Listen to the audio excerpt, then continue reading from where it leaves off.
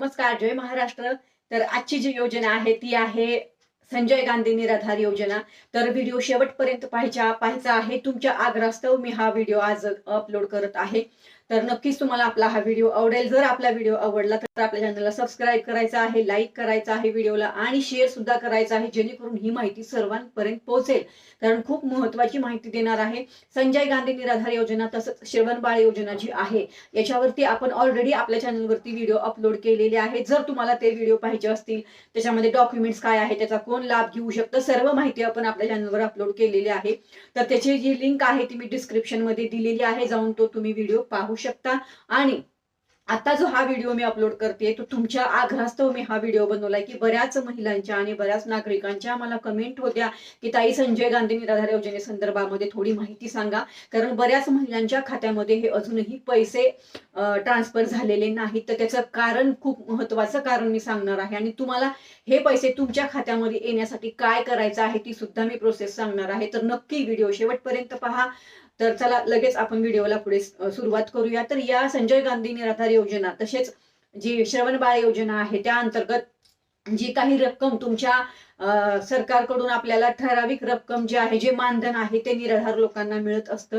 तर त्या अंतर्गत आपल्याला अगोदर काय केलं जात होतं, तर अगोदर आपले जे तहसील कार्यालय असतील तर सरकारकडून तहसील कार्यालयामध्ये ते जे काही तुमची रक्कम होती ती त्यांच्याकडे वर्ग केली जायची आणि ती रक्कम नंतर बँकेकडे वर्ग केली जायची आणि बँकेकडून नंतर तुमच्या खात्यामध्ये ते पैसे जमा व्हायचे, जे काही मानधन तुम्हाला मिळत असेल या संजय गांधी निराधार योजना किंवा मग श्रवणबाळ योजनेअंतर्गत. बरोबर.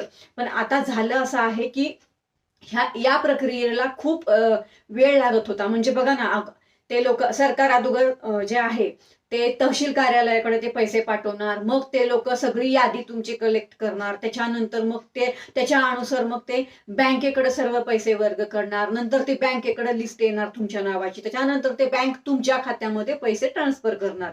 ही खूप मोठी लॉंग प्रक्रिया होत होती. त्यामुळे तुमच्या खात्यामध्ये पैसे यायला किंवा या योजनेचा लाभ तुम्हाला मिळण्यासाठी खूप कालावधी लागत होता. त्यामुळे सरकारने आता असा निर्णय घेतला आहे की हे जे काही ठराविक रक्कम आहे जी तुम्हाला विविध निराधार योजनेच्या अंतर्गत दिली जाते, तर ही जी रक्कम आहे आता डायरेक्ट तुमच्या खात्यामध्ये, जर समजा तुम्ही एखादी व्यक्ती आहे आणि ती निराधार योजनेचा लाभ घेतीये, बरोबर, तर त्या व्यक्तीच्या डायरेक्ट खात्यामध्ये हे पैसे ट्रान्सफर होणार आहेत आता. तर ते कसे होणार आहेत तर तुम्हाला माहिती आहे, हे डीबीटी मार्फत होणार आहेत. आता डीबीटी म्हणजे काय हे मी आधीही सांगितलंय. जसं आता आपण मुख्यमंत्री लाडकी बहीण योजनेच्या अंतर्गत डीबीटी मार्फत आपल्या अकाउंटला पैसे आले, तसंच आता हे निराधार योजनेचे पैसे सुद्धा डीबीटी मार्फत आपल्या खात्यामध्ये येणार आहेत, म्हणजे तुमच्या खात्यामध्ये येणार आहेत. त्यासाठी तुम्हाला तुमचं खातं जे आहे ते डीबीटीशी लिंक करायचं आहे. आता डीबीटीशी लिंक करण्यासाठी तुम्हाला कुठल्याही बँकेत जायचं नाही, समजून घ्या. व्हिडिओ शेवटपर्यंत पहा, घाई गडबड करू नका.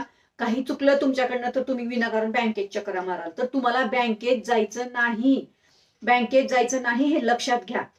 तर तुम्हाला काय करायचं आहे, जर तुम्ही संजय गांधी निराधार योजनेचा लाभ घेताय, म्हणजे समजा एखादी व्यक्ती संजय गांधी निराधार योजना किंवा श्रवणबाळ योजनेचा लाभ घेत असेल, ती व्यक्ती हयात पाहिजे. बरोबर. आपल्याला माहिती आहे, मी हे मुद्दा का सांगते, कारण सरकारने हा मुद्दा नमूद केलेला आहे सध्या, म्हणून मी हा मुद्दा नमूद करते की आपण हयात आहोत. म्हणजे जे कोणी व्यक्ती संजय गांधी निराधार योजना तसंच श्रवणबाळ योजना किंवा कुठल्याही निराधार योजनेचा लाभ तुम्ही घेत असाल तर ती व्यक्ती हयात पाहिजे आणि त्या व्यक्तीने आपण हयात आहोत असं सर्टिफिकेट, म्हणजे समजा तुमचं ओळखपत्र, त्याच्यामध्ये आहे तुमचं आधार कार्ड, तुमचं बँकेचं पासबुक आणि तुमचा जो मोबाईल नंबर आहे जो बँकेला लिंक आहे. ऐकून घ्या, तुमचा जो मोबाईल नंबर आहे जो बँकेला लिंक आहे, तो मोबाईल नंबर, तुमचं आधार कार्ड आणि तुमचे बँकेचे सर्व डिटेल, हे सर्व घेऊन तुम्हाला तुमच्या तहसील विभागाला जाऊन भेट द्यायची आहे.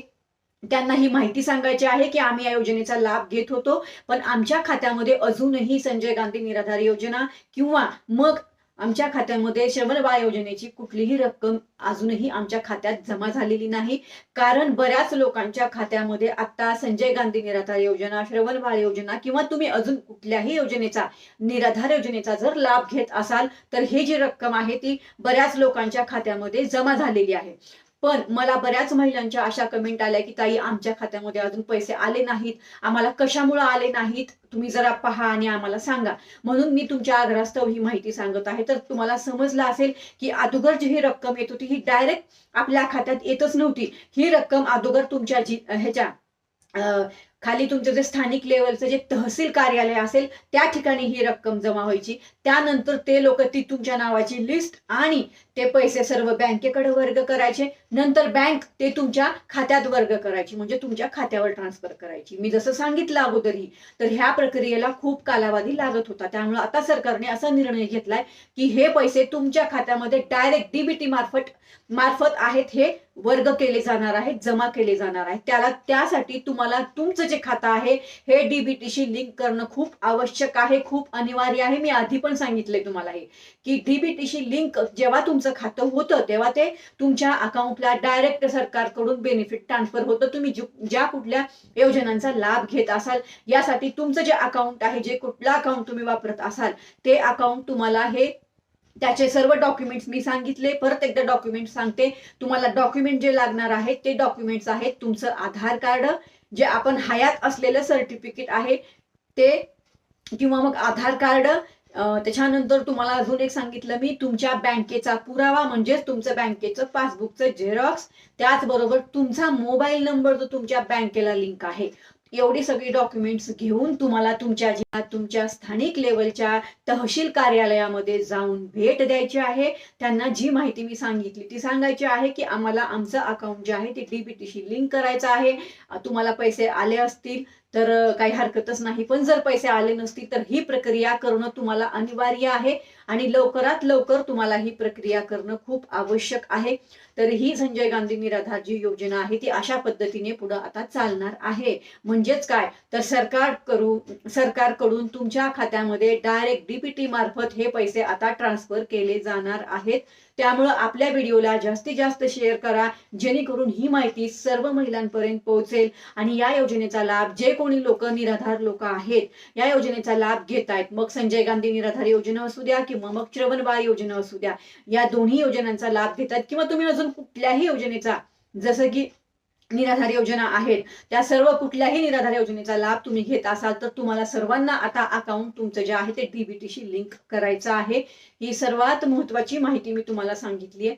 याच्यावर जर तुमचे काही प्रश्न असतील, तुम्हाला अजून काही माहिती हवी असेल या योजनेच्या अंतर्गत, तर तुम्ही नक्की आपल्याला कमेंट बॉक्समध्ये हे प्रश्न विचारू शकता. त्या प्रश्नांवरती आपण कमेंटमध्ये पण उत्तर देऊ, त्याचबरोबर याच प्रश्नांवरती आपण व्हिडिओ सुद्धा बनवू किंवा आपण लाईव्ह घेऊ या प्रश्नांवर. म्हणजे तुम्हाला मला प्रश्न विचारणं सोपं जाईल आणि मला तुम्हाला उत्तर देणं सुद्धा सोपं जाईल. असंच आपण अगोदरची जी आपली योजना होती मुख्यमंत्री लाडकी बहीण, तर त्याच्यावर पण आपण असंच काम केलं.